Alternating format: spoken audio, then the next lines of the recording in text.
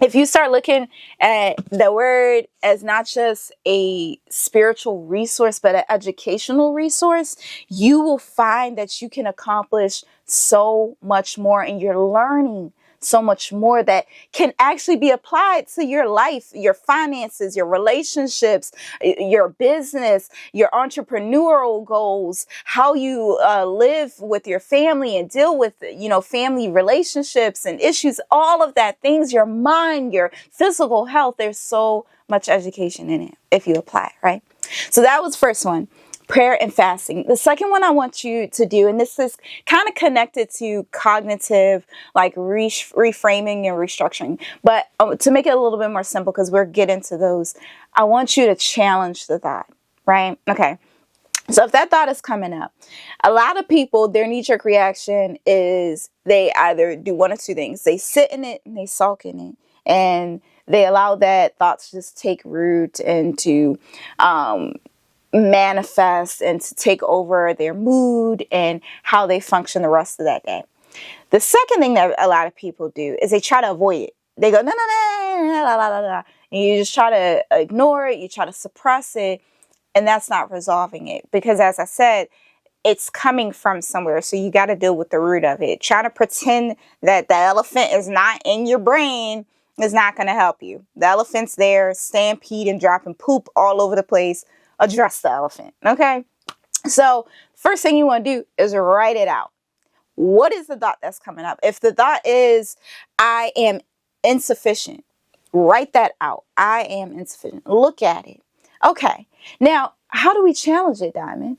We ask ourselves, what's the evidence of this being true? What's the evidence of this being false? And you write out the answers to those questions. What has proven that you're insufficient? What evidence that you have? Not emotions, not feelings. So every piece of evidence that you write should not be rooted in your feelings. I'm insufficient because I feel that way. That's not fact. That's emotion and mood. That's not fact. I want you to give me concrete evidence that says you are insufficient. What is the concrete evidence of you? And look up the definition of these words that are coming to mind. When you look up the definition of insufficient, what does it say? Let's just make this, let's do this right now. We are pulling up the definition of insufficient. Insufficient, the full definition is not enough, inadequate. Yep, that's all it. So not enough and inadequate. What evidence do you have that shows that you are not enough? What evidence do you have that shows or proves that you are inadequate? And when we look at the word inadequate, let's go deeper. Inadequate means lacking the quality or quantity required. Okay, what are you lacking the quantity or quality required for? Oh, I'm insufficient at my job. Do you still have the job?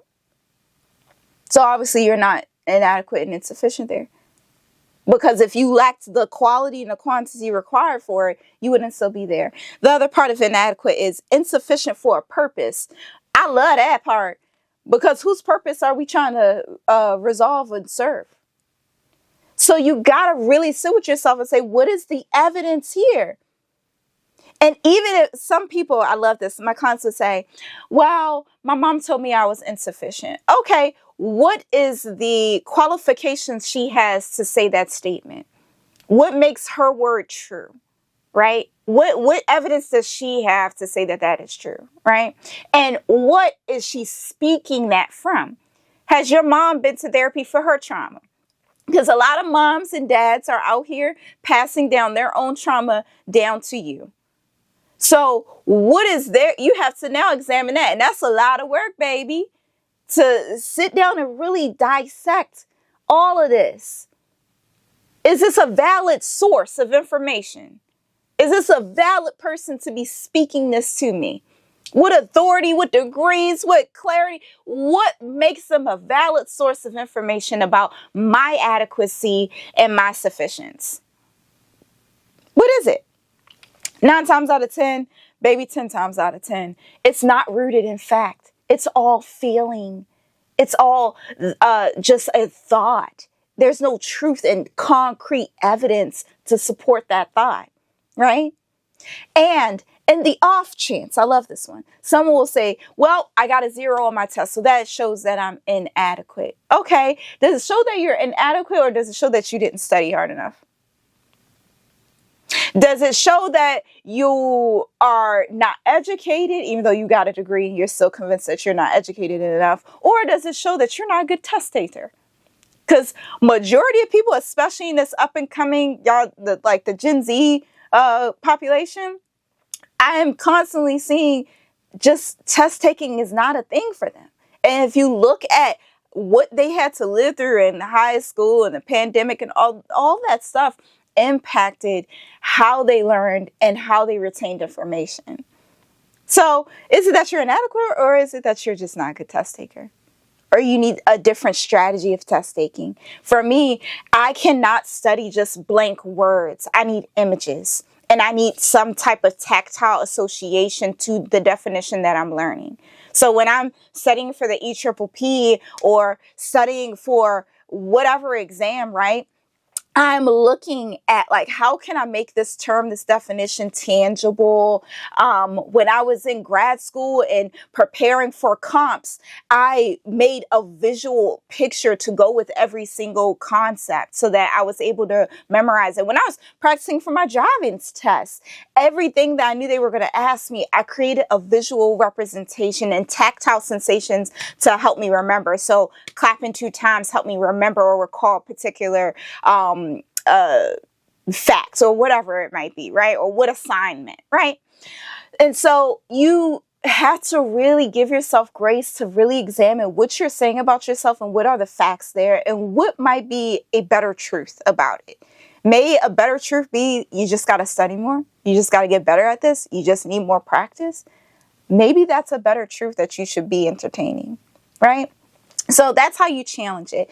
Another way of challenging it is talking back. So when a thought comes up of, I'm not enough, no, I am enough. Actually, I'm all that in a bag of chips, baby. I'm supercalifragilisticexpialidocious. I'm excellent. And the evidence that I'm excellent is because I've gotten my degree. I'm able to teach other people. I volunteer at XYZ place. I'm accomplished here. I've gotten accolades in this. Or I'm a loving person. I feed into my friendships in a healthy way. You start listing out those things that are true about you. Your character, your personality, how other people, loved ones, friends who are truthful see you, right? That's what you do. That's how you challenge it. You don't just let the thought sit there. You start getting loud at it. You start talking back. Anxiety, you're not allowed in here. You got to get up out of here. Because what I know is that God has said that I'm fearfully and wonderfully made. If I'm fearfully and wonderfully made, baby, I'm all that, the bag of chips. I am the breakfast, the lunch, the dinner, the appetizer. I'm all that. And dessert. Okay? So you have to know and get sassy, because I get sassy with intrusive thoughts. I'm like, yes, actually, let me put you in your place right now. Okay? You talk back to them. So that's another way of challenging them. Make it fun. And laughter, humor is one of the best weapons you could ever have. Like, it does good like medicine. Even the word says that, baby. Okay?